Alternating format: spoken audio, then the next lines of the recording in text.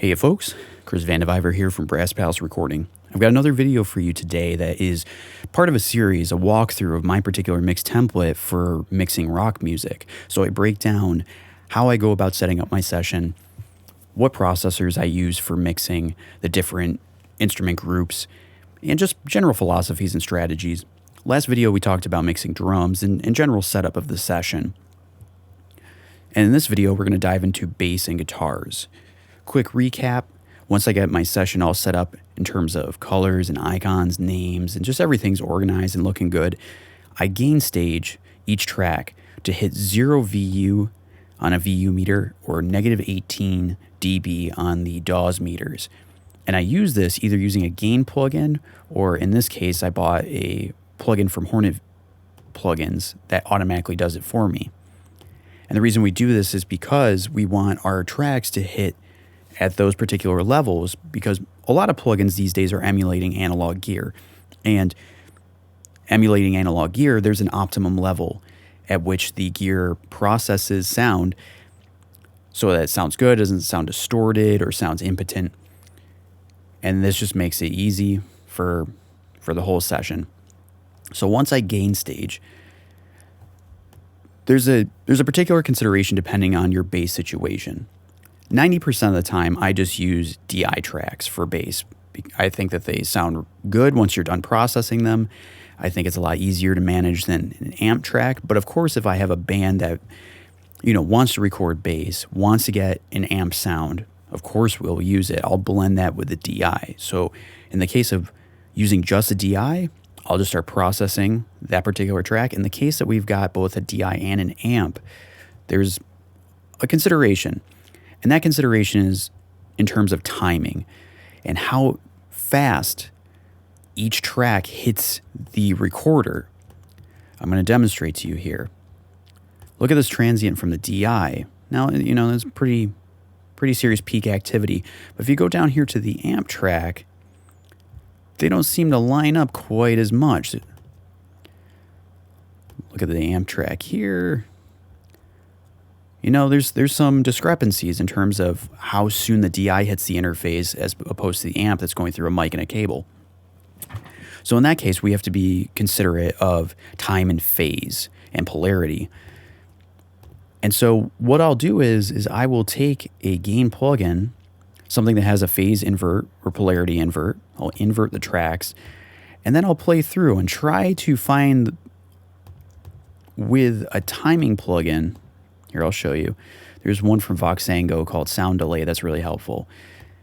And you can adjust the timing of a track based on samples or based on milliseconds, which basically it pushes it back in time. And then I'll try to finesse the timing while the gain plugin is inverted to try to find the point where the two bass tracks together sound the thinnest. And the reason we do that is because once you invert the phase back, the bass should be in phase. It should sound full. It should sound really low end. It takes time to build your ears to recognize phasiness. But because of minor timing discrepancies, it could just be a millisecond or a couple milliseconds, but it can greatly reduce the low end of your bass. It can greatly reduce its presence and its power.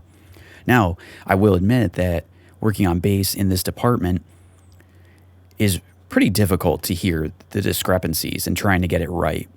I've wasted a lot of hours doing this manually, trying to hear it. At a certain point, I finally said to hell with it, and I got this plugin from Melda plugins called Auto Align. And what it does is you can group your tracks to a certain group. So I've got B for bass, for both the bass amp and the DI. And then you just hit play, and it analyzes the track. You hit analyze, and it'll show you a bar. I'll demonstrate to you right now.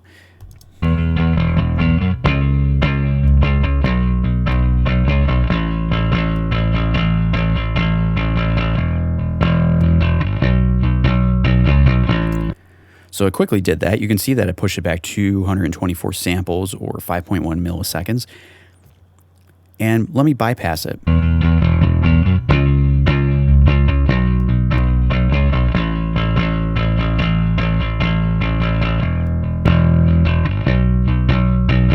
and it gets fuller and bassier.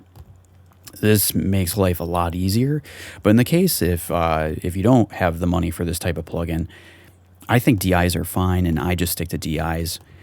But now in this case, we've analyzed the track and we can balance the DI and the amp against each other in terms of volume, so we find the tone that we really like. At this point, once I have the volume of each track set and the gain and the timing and phase, once that's all set, I will just sum these to a bus that I call bass bus, and it's just a mono track, and then I'll process the two together. So I'll use the trusty channel EQ that comes with Logic, and I will high pass just about 20 or 30 hertz just to get any like subsonic material that we don't need that's stealing headroom. I'll use my trusty retro EQ from Plug & Mix as an easy way of tonally shaping the bass to something closer to what I want to hear. And then I'll use the Devil Lock, which again is a heavy, heavy compressor. It has crush for compressing the track, crunch for distortion. I'll set these pretty aggressively to like 5, and I'll set the release to fast. And then I'll blend this till it sounds good.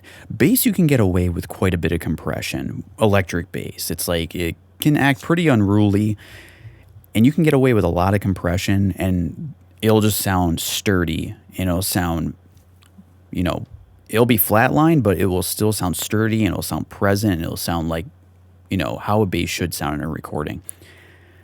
And then I have the VCC from Slate that I use for analog console emulation to add some analog juju to the track.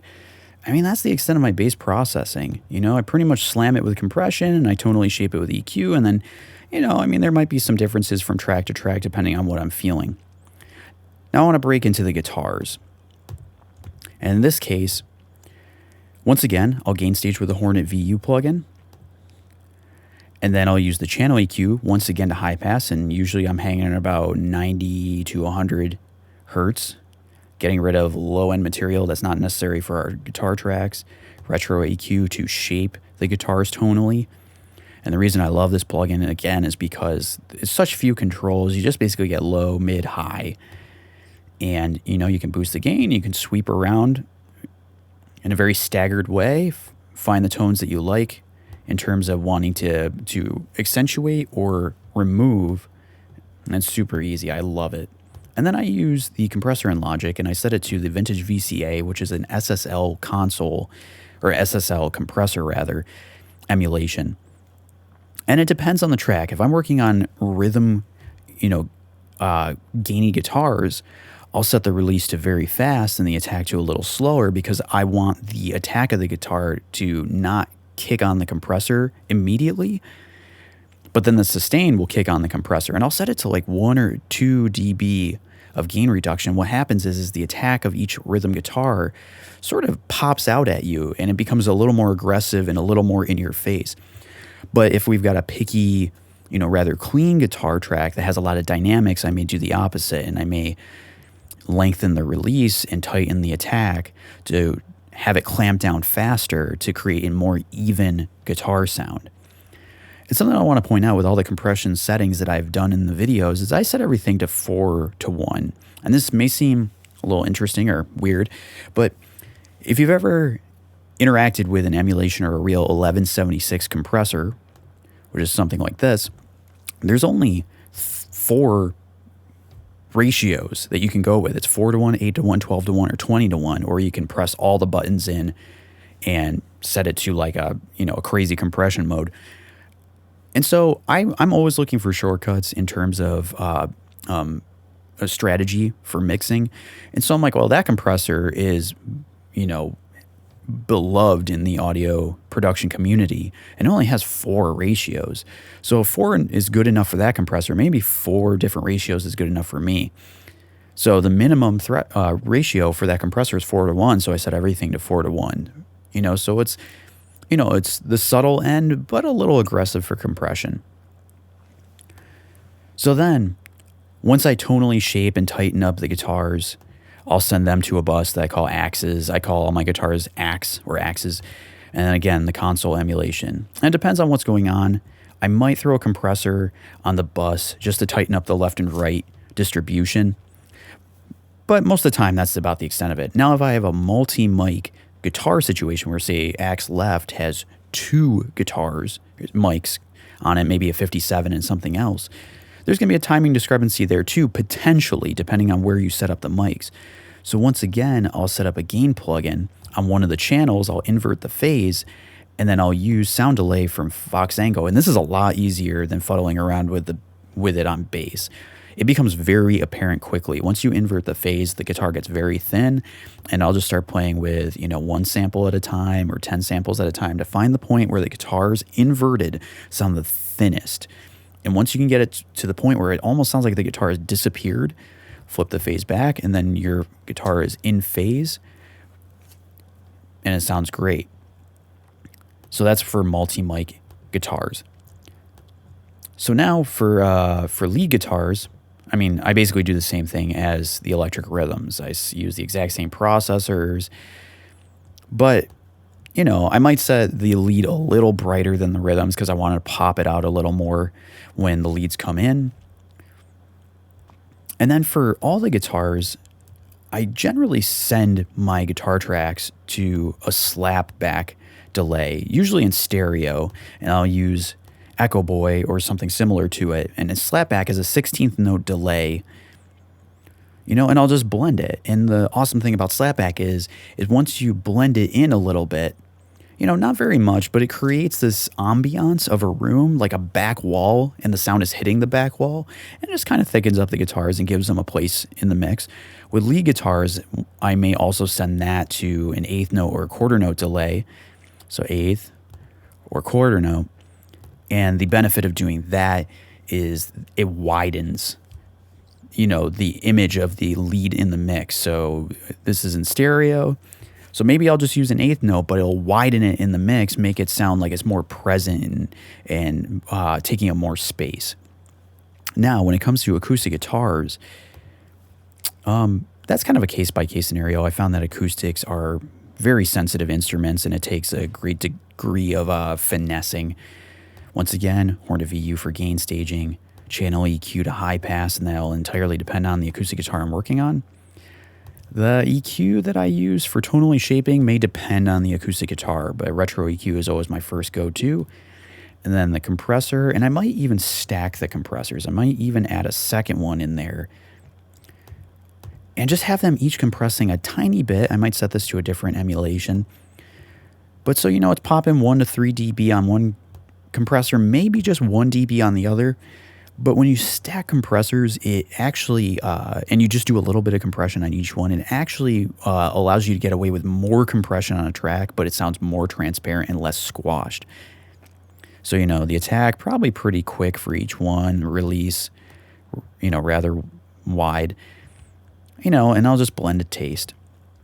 And then with the acoustic guitar, I'll send that to a crushed parallel channel with Devil Lock again, set to 2 and set to 100% mix, and I'll blend that in with the acoustic to make it more sturdy. Again, the console emulation on the bus. And then I'll probably send the whole bus, because this is kind of like a sum of the acoustic and the parallel compression. I'll send that to a slapback delay and the reverb for the whole mix, and just kind of blend it so it gives it some presence, gives it some room, a back wall, a ceiling that you can hear.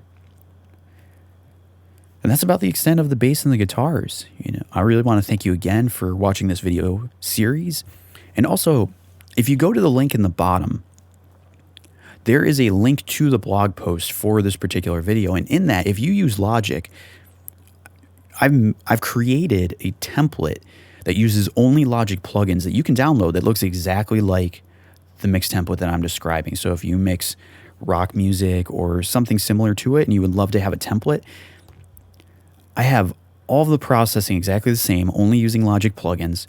And you can open the notes section, and there are notes for every track that describes everything that I use and why I use it, and some best practices and strategies for you. So, again, go to the link at the bottom, click on that, and you can download the template for free. It's yours. I made it just for you. So thank you so much. Looking forward to the next video on vocals and the submix.